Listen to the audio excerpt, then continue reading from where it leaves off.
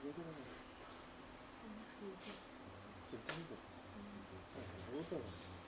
you hear? This is on, right? Yeah. Very briefly in the morning, I just touched upon these three lessons that we can learn from the internet. There will be many lessons.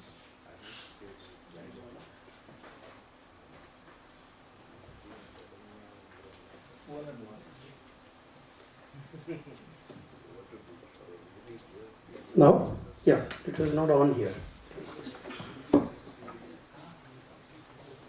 So there are probably many lessons you can learn, but I just am focusing on these three.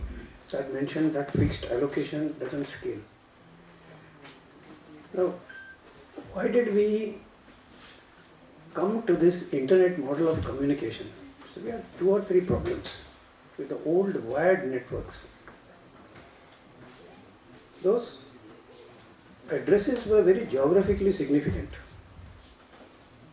So if I have two telephone exchanges, and there are more subscribers in one and less in the other, but total capacity is still there. There was a challenge. Okay. The network addresses or the phone numbers in those days were very much geographically significant. You have a country code, then you have a kind of a area code which translated really into a exchange or a switch, then a subscriber number.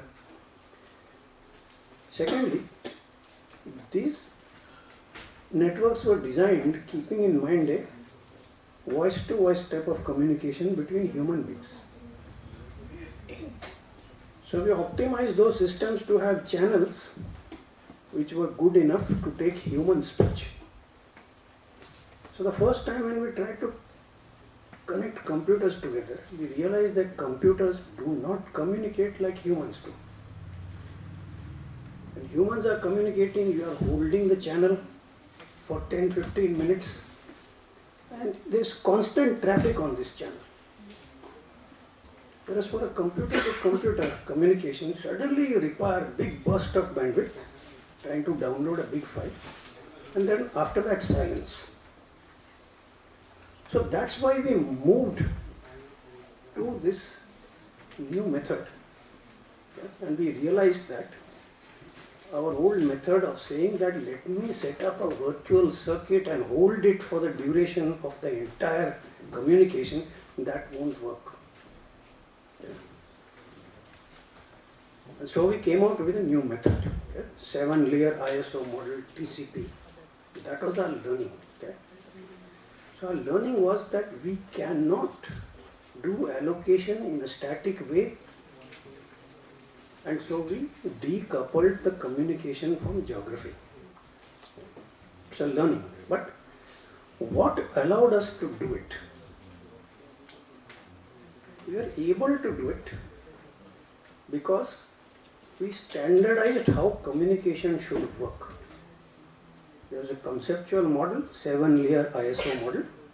Something will happen at the physical layer. Okay. There really the physics is involved. Is it an electrical type of communication? Is it optic? So the physics there is there, okay, and has to be dealt with. You go to the next layer, which is a data link type of layer, and progressively upwards.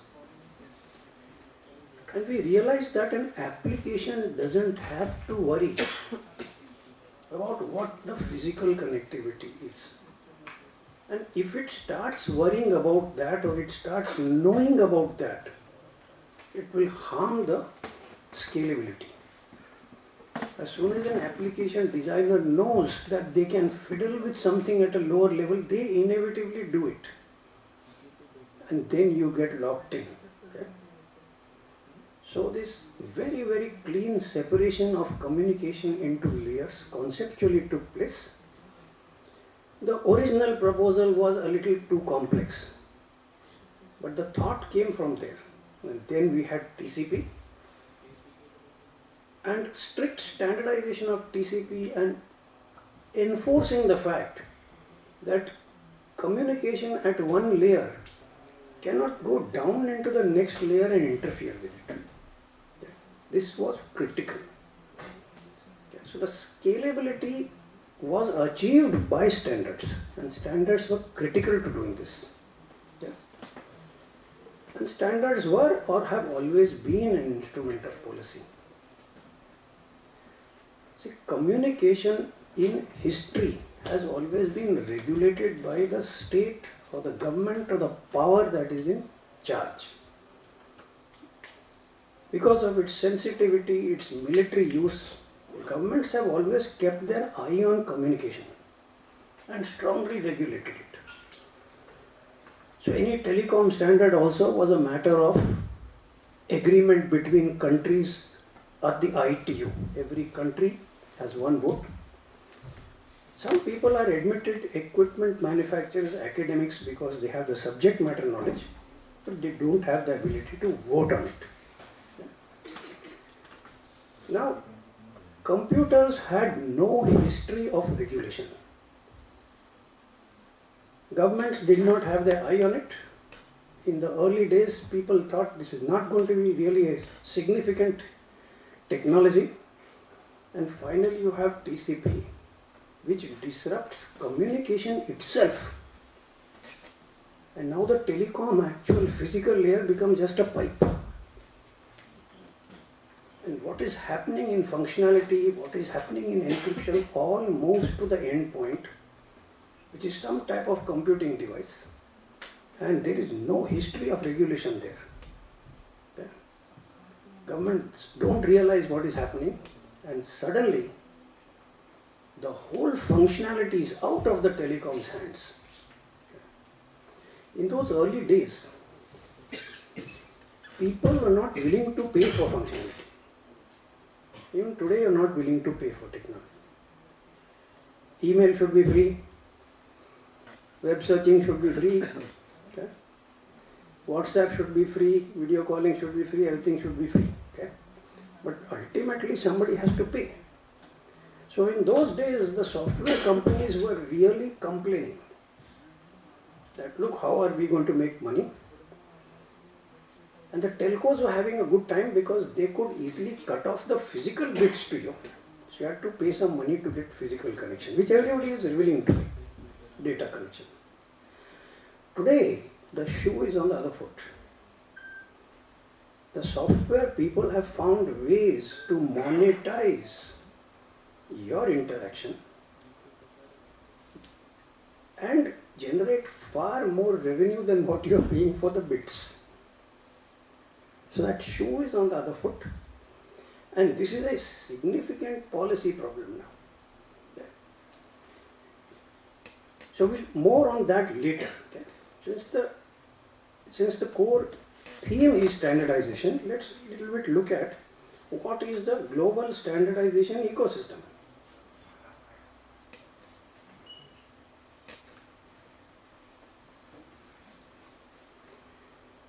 So how does international standardization happen?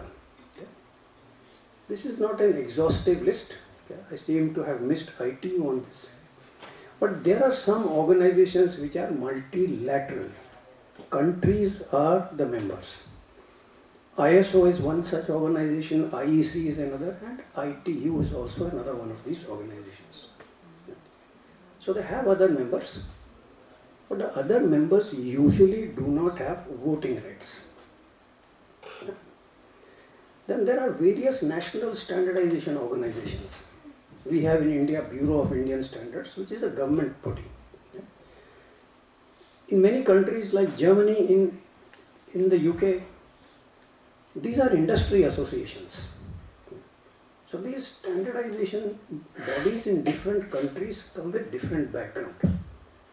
In India, BIS falls under the Ministry of Consumer Affairs. It has come from a consumer protection background, the ISI mark and so on, to increase customer confidence. Okay. Whereas in other countries, it may have come from an industry-oriented side for efficiency or from a safety side. And then there are professional associations. You can have IEEE, ACM, there may be many others. And there are other multi-stakeholder organizations. One of the most well-known of which is IETF. So this is the whole global standardization system. There are many players. Each of them is trying to put their own ideas. And all these ICT matters now are essentially international matters. So you cannot avoid playing on this playground. And it is not a level playground. But crying about it will not help you. It is not level playground. But this is what the game is now. This is the game. Yeah. Play it and win it. Yeah. But complaining that we are a poor country and all that will not help you. Yeah. So this is where you need to make your influence felt. Yeah. If you look at the US in this system, the multilateral system is not beneficial to them. Yeah. They have one vote. If 15 other countries in Europe vote in another way, they are defeated. Yeah. So more and more the reality is that various countries who want to have more influence involve more stakeholders. So they have more votes. So if we want to have more influence, we can't rely upon the government only as the one stakeholder, because that will have one vote.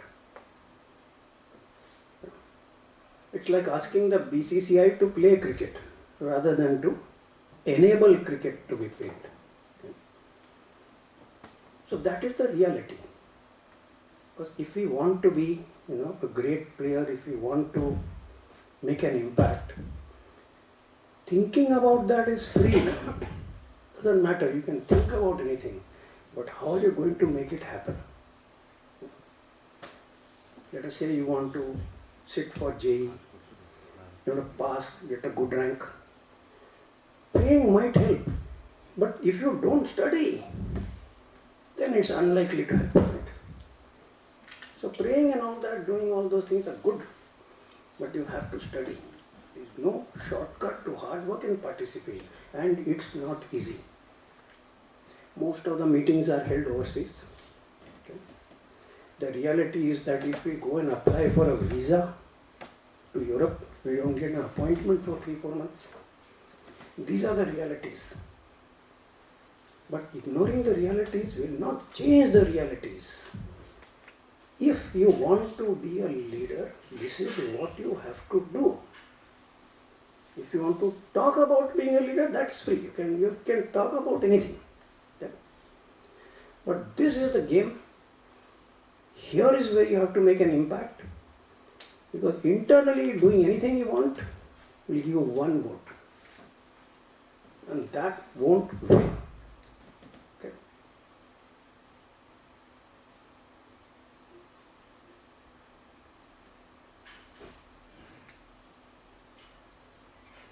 How do we use standards? Many people think that standards are going to be very prescriptive. It's an algorithm. Just take a standard and your problem will be solved. This is the perception that many people have. So recently, Prime Minister in his 15th August speech mentioned at Red Fort that we must use standards. So suddenly every ministry wants to have standards.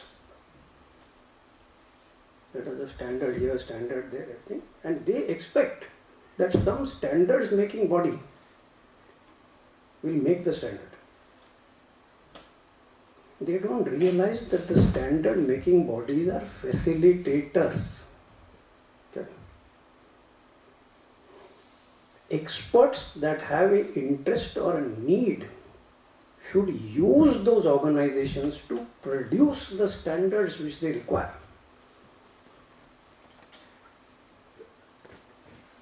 Now, many standards require a lot of preparatory work and probably some empirical data collection also. Examples are programmer productivity. Let us say we have a software engineering standard. And one of the parameters is programmer productivity. How do you know what is programmer productivity in Java? Or what is programmer productivity in C++ or in Python? This hard work or data collection has to be done by you. Standard will not actually do it for you. So a standard is a way to collaborate and to scale. A standard is not necessarily a prescription or a solution to a problem that will somehow magically come. You know what solutions are and then you standardize them. If you have no idea how to solve a problem, standard won't create that solution. So standards are important, collaboration is important, and collaboration is something which we don't do very well, unfortunately, in our system. Right from school, we break up into art stream, commerce stream, science stream. We carry out throughout in the university, and real life, the problems are all interdisciplinary. Our departments don't talk to others. Our ministries don't talk to each other. Okay. How are you going to make people collaborate? And standards are a good way of doing that. Because if you don't collaborate, you don't bring the collective strength to bear. So then, when you are putting together a big document, 10 fellows are creating it. You have got 10 short stories. It doesn't become a novel. So, saying we'll collaborate is great, but how are you going to do it? You need to learn how to do it. And see, knowledge is one thing. Okay? How will you play a short ball? We know that India is not playing them very well in this current test series. But how will you play a short ball? Knowledge everybody has, right? I'll go on the back foot and hit it for 6. Everybody knows this. Knowledge has been imparted. Can you do it? If Harish Rauf is bowling at you, T20 World Cup semi-final, India-Pakistan, stadium full of shouting people, can you hit it for a 6? That requires skill. Skill requires practice. Skill requires drill. Okay? There is some rough thumb rule that in order to be considered skilled at something, you have to spend at least 5,000 hours doing that activity. Okay? So knowledge is not enough. Okay? Everybody has knowledge, and whoever doesn't have knowledge just has to go to Google or to ChatGPT now and get knowledge. How are we going to translate that into skill? Because that's what's going to get us the results.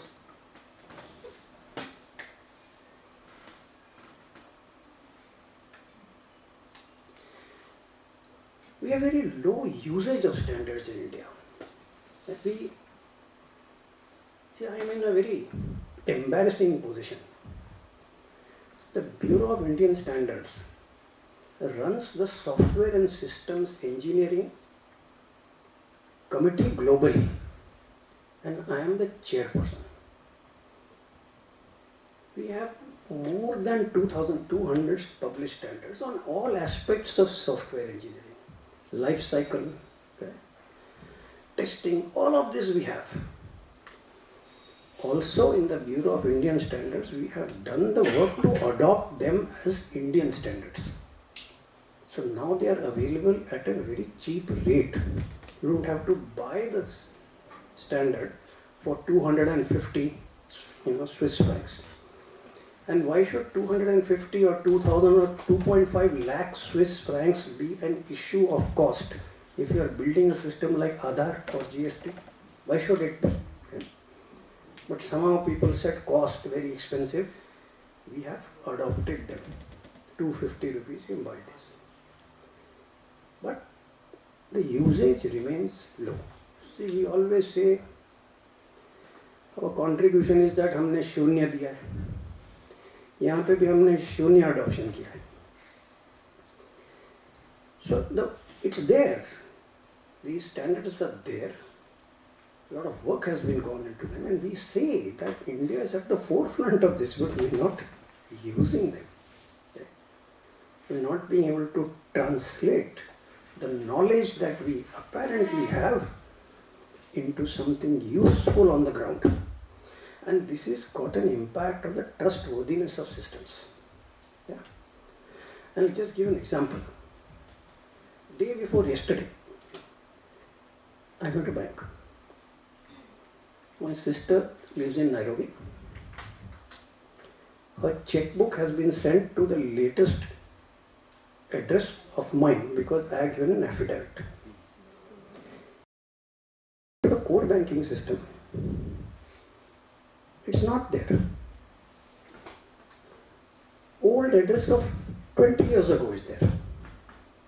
If I did not have the checkbook to show them that, look, this is printed, checkbook is being printed by your bank and it's come to us, okay, they would have not accepted it. So why do you trust that an IT system actually will do what it is supposed to do? We have so many standards, but none of them has been adopted. Okay? And I'll conclude with this trustworthiness issue. You recognize this picture? This is CrowdStrike. CrowdStrike Microsoft incident.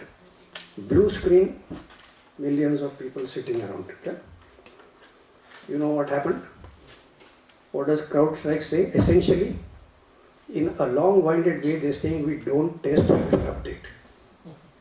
In short, we don't test any of it. What is Microsoft saying?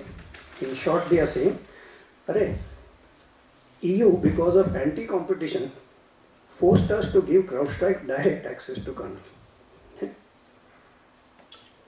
So the problem is worse than what you think, okay? And it's not going away until each one of you puts in the hard work. The government's not going to do it for you. You'll have to do it. Okay? What is the motto of the country? Republic? Satyamev Jayate. Okay? ये उपदेश नहीं है, आदेश है.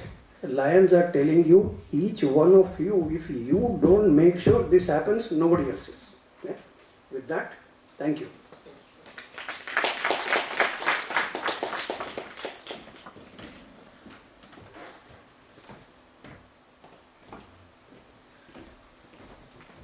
Thank you, Dr. Oberoi, for setting the context.